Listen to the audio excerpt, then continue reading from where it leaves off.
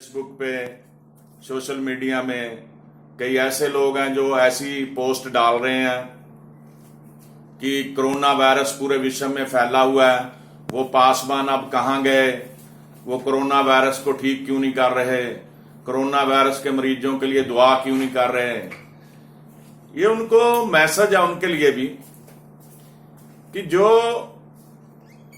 भूचाल आएंगे, महामारियां पड़ेंगी या किसी भी तरह की विपताएं इस जगत में प्रकट होंगी, वो बाइबल में पहले से लिखी हुई हैं और परमेश्वर ही उन्हें दूर कर सकता है। जब हम बाइबल में पढ़ते हैं, मिस्रियों के ऊपर परमेश्वर ने जब इजरायलियों को उनसे मुक्त कराया, उनकी गुलामी से 10 विपताएं डाली गई, लेकिन वो विपताएं इजरायलियों के ऊपर नहीं पड़ी।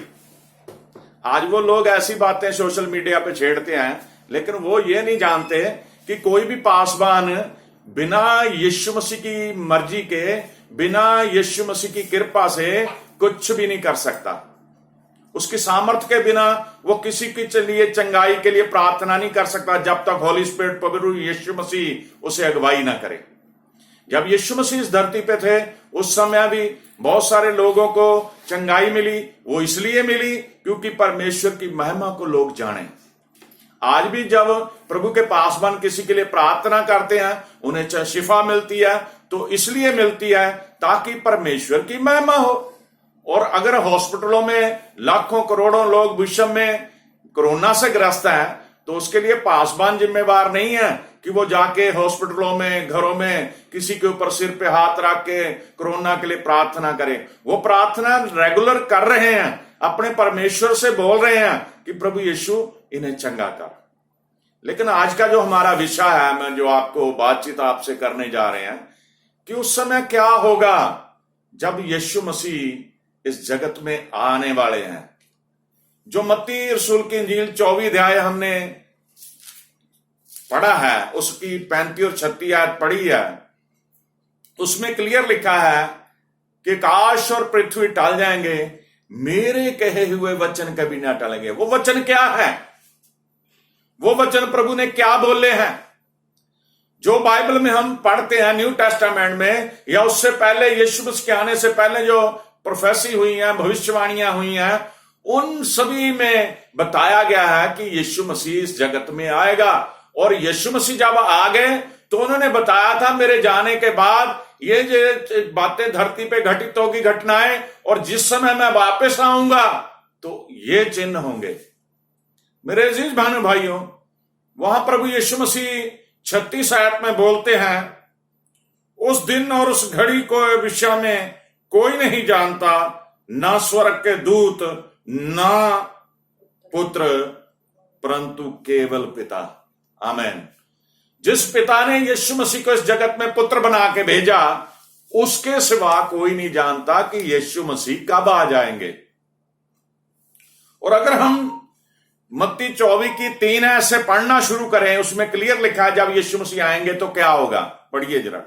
जब वह जैतून पहाड़ पर बैठा था, जब प्रभु यीशु मसीह जैतून पहाड़ पर बैठा था अपने चेलों के साथ, तो चेलों ने एकांत में उसके पास आकर कहा, चेलों ने अपने गुरु से, प्रभु यीशु मसीह से एकांत में उसके पास आके कहा, हमें बता कि ये बातें कब होंगी। वो कह रहे जो दुनिया का अंत होगा या दुनिया के अंत में कुछ बातें जो घटित होंगी, हमें बता वो कब होंगी।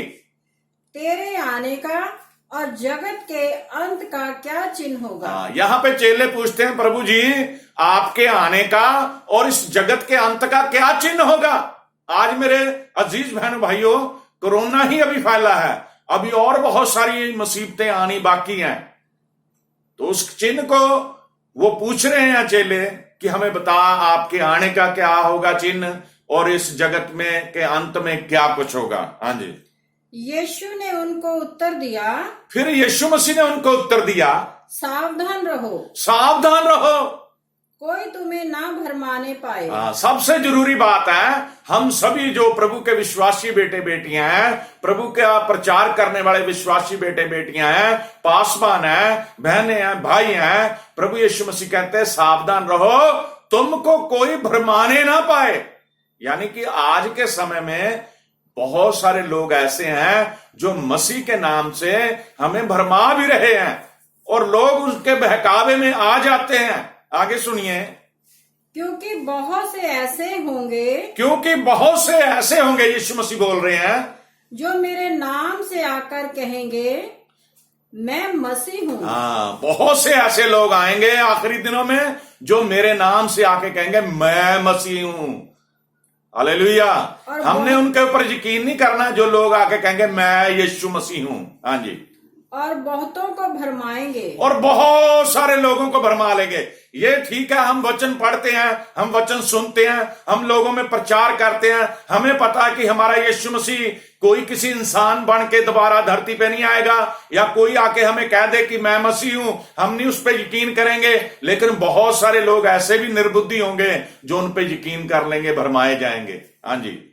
तुम लड़ाइयाँ और लड़ाइयों की चर्चा सुनोगे। अब प्रभु यीशु मसीह ने समझा रहे हैं आखिरी दिनों की निशानी तुम्हें बता रहा हूं, तुम लड़ाइयां और लड़ाइयों की चर्चा सुनोगे। अभी कल ही न्यूज आ रही थी कि चाइना की वजह से पूरे बहुत सारे और मुल्क इकट्ठे हो रहे हैं। हो सकता है, अभी उन्होंने ये एक आइडिया दिया है, हो सकता है कि थर्ड वर्ल्ड वॉर शुरू हो जाए।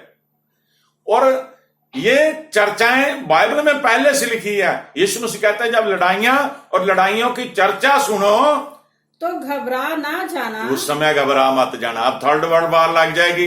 अभी तो कोरोना फैला हुआ, लोग कहेंगे हमारे काम काज बंद हो गए, हमारा सब कुछ बिजनेस चौपट हो गया, हम तो बहुत परेशानी में है। अब वर्ल्ड वॉर लग जाएगी, उससे भी दुगनी परेशानी हो जाएगी। लेकिन प्रभु के जो बच्चे हैं, विश्वासी बेटे बेटे, प्रभु यीशु मसीह कहते उनको बोल रहे हैं तुम घबरा ना जाना, क्योंकि इनका होना अवश्य है। इनका होना अवश्य है। दुनिया का अंत जो होना है, प्रभु यीशु मसीह कहते हैं इन सभी बातों का होना जरूरी है।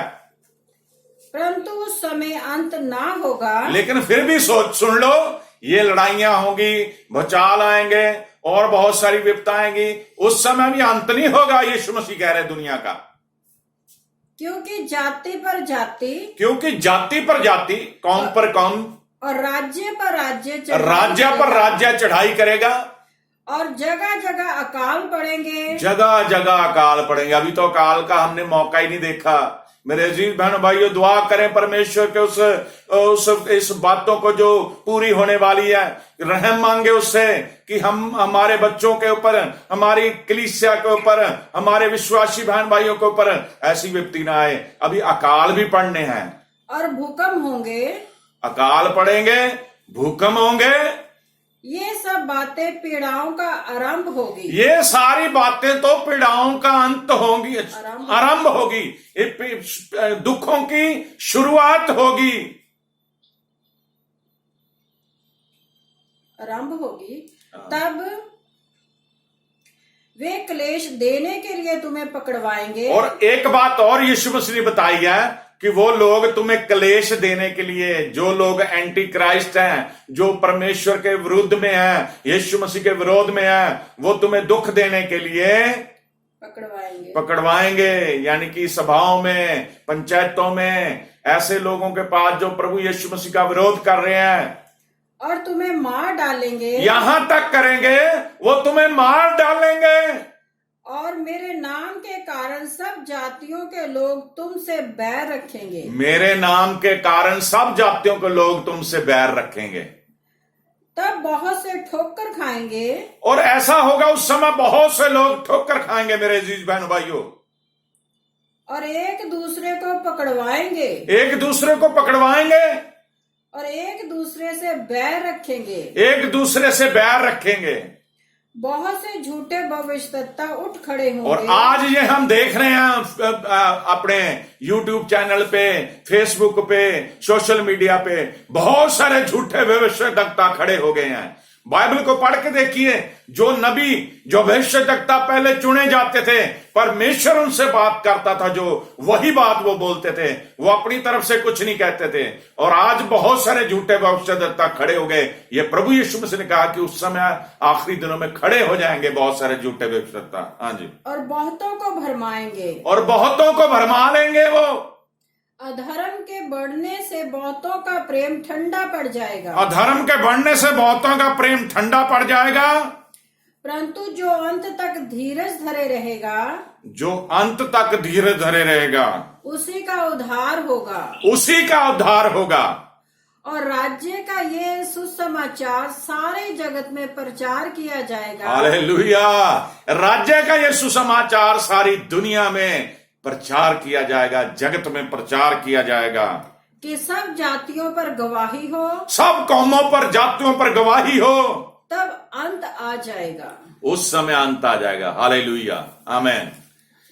हम मेरे अजीज बहनों भाइयों, इस वचन को पढ़ाने का मेरा मकसद यही है कि अगर आप इस बात की रिकॉर्डिंग भी कर रहे हैं अपना यूसैनी की तरफ से, तो इस वचन को लोगों के कानों तक पहुंचाया जाए कि ये जो चिन्ह हमें दिखाई दे रहे हैं, हमारे प्रभु यीशु मसीह की आमद किसी भी समय हो सकती है।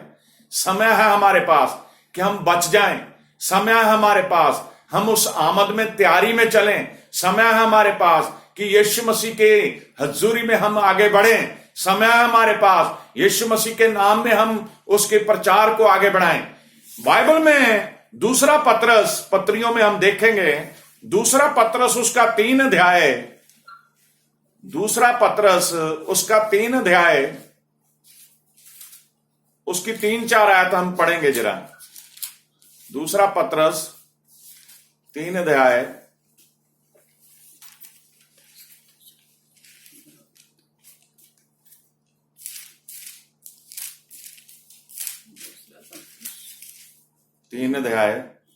उसकी 3-4 आयत पढ़ो। पहले ये जान लो कि अंतिम दिनों में, हाँ, यहाँ पे प्रभु का दास बता रहा है कि पहले ये जान लो कि अंतिम दिनों में हंसी ठट्ठा करने वाले आएंगे, मजाक करने वाले, हंसी ठट्ठा करने वाले ज्यादा आएंगे, जो अपनी ही अभिलाषाओं के अनुसार चलेंगे, जो अपनी अभिलाषाओं के अनुसार चलेंगे। आज इंसान यही कर रहा है। हर कोई प्रार्थना कर रहा है, मेरा बैंक बैलेंस बढ़ा दो प्रभु यीशु, मुझे अच्छा घर बना दो प्रभु यीशु, मेरे बच्चे अच्छे पढ़ जाएं प्रभु यीशु, समाज में मेरा स्टेटस हो प्रभु यीशु, मुझे धन दौलत मान सम्मान दे प्रभु यीशु। यीशु के लिए हम कुछ नहीं करना चाहते, सब कुछ अपने लिए है। एक तरह से हम वचन का मजाक बनाया हुआ हमने। आज बहुत सारे पासवान लोगों को यह प्रचार करते, आ जाओ यीशु मसीह तुम्हारा वीजा लगवा के देगा बाहर का, आ जाओ यीशु मसीह तुम्हें कोठी बनवा के दे देगा, आ जाओ यीशु के बीच में आओ, यीशु मसीह तुम्हारे बच्चों को सही कर देगा। लेकिन मेरे अजीज बहन भाइयों, ये कहने से पहले हम जाने कि यीशु मसीह तभी करेगा अगर वो पाप से तौबा करेंगे। अगर वो बुरे काम ही करेंगे तो यीशु मसीह आपकी दुआ को किस तरह से उनके ऊपर लागू करेगा। अगर वो बुरे उनका जीवन पापमय होगा, किस तरह उनके जीवन में प्रभु यीशु मसीह बहुत सारी आशीषों की वर्षा करेगा। जब तक हम पाप से तौबा नहीं करेंगे, यीशु मसीह की आमद हो जानी है और हम नरक में जाएंगे, क्योंकि पापियों की जगह नरक में ही है, स्वर्ग में नहीं है, यीशु मसीह के साथ नहीं है। और बहुत सारे आखिरी दिनों में ठट्ठा करने वाले होंगे जो अपनी अभिलाषाओं में पड़े रहेंगे। हाँ जी, और ये कहेंगे उसके आने की प्रतिज्ञा कहाँ गई। हाँ, वो ऐसा मजाक बनाएंगे कि हम बुढ़े हो गए। और शुरू से हम सुनते आ रहे हैं यीशु मसीह आने वाला है, यीशु मसीह आने वाला है। वो लोगों में हंसी मजाक उड़ाएंगे, भी अभी तक तो आया नहीं है, कहाँ है तुम्हारा परमेश्वर, अभी तक तो आया नहीं, उसने पूरा ही नहीं किया बात को। हाँ जी, क्योंकि जब से बाप दादा सो गए हैं, वो ये बातें भी कहेंगे कि हमारे जो बाप दादा सो गए हैं, मर गए हैं, सब कुछ वैसा ही है जैसा पहले चलता था वैसा ही अब चल रहा है, जैसा सृष्टि के आरंभ से था, जैसा सृष्टि के आरंभ से था।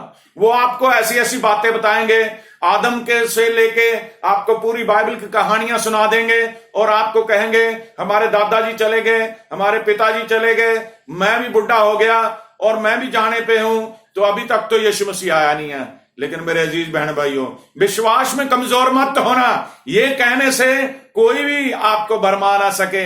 यीशु मसीह की आमद, अभी मैंने आपको 35 और 36 इसी अध्याय की 35 और 36 आयत में बताया कि उसके बारे में कोई नहीं जानता, ना पुत्र ना स्वर्गदूत, केवल पिता जानता है कि कब उसने आना है।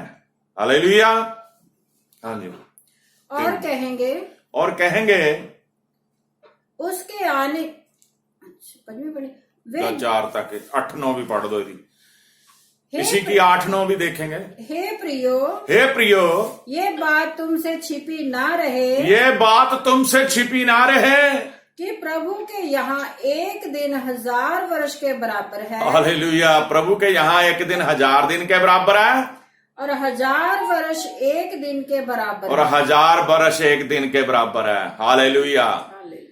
वो लोग जो ये बातें करते हैं कि बाप दादे चले गए, अभी तक यीशु नहीं आया, लेकिन बाइबल ये बताती प्रभु की नजर में एक दिन 1000 वर्ष के बराबर का और 1000 वर्ष एक दिन के बराबर है। यीशु मसीह की आमद इस तरह ऐसे होगी कि जैसे बाइबल में लिखा है, किसी को नहीं पता होता मेरे घर में चोरी होएगी, चोर चुपके से आता है। इसी तरह यीशु मसीह की आमद जब होगी किसी को पता ही नहीं होगा यीशु मसीह कब आ गया। और उस समय ऐसा कोहराम उठेगा, बहुत सारे लोग जाके रोएंगे जब यीशु मसीह को देखेंगे, कहेंगे मैंने रोजे रखे, मैंने आपके घर में दान दिया, मैंने बहुत सारे गरीबों की मदद करी, लेकिन जब तक उन्होंने अपने आप को नहीं बदला, पाप से तौबा नहीं करी, बपतिस्मा नहीं लिया, यीशु मसीह के मार्ग पे नहीं चले, यीशु मसीह उन्हें मना कर देगा, उन्हें साथ नहीं लेके जाएगा। लास्ट में आज के वचन में हम देखते हैं पहला थस्सलुनीकियों पत्रियों में, पहला थस्सलुनीकियों उसका 5 अध्याय, पहला थस्सलुनीकियों 5 अध्याय उसकी 2 से 6 तक पढ़ेंगे। थस्सलुनीकियों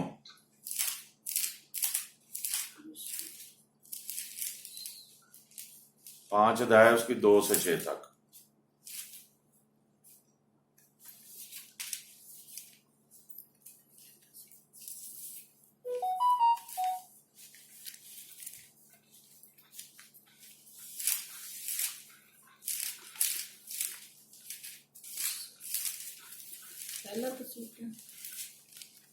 पहला थस्सलुनीकियों 5 अध्याय 2 से 6।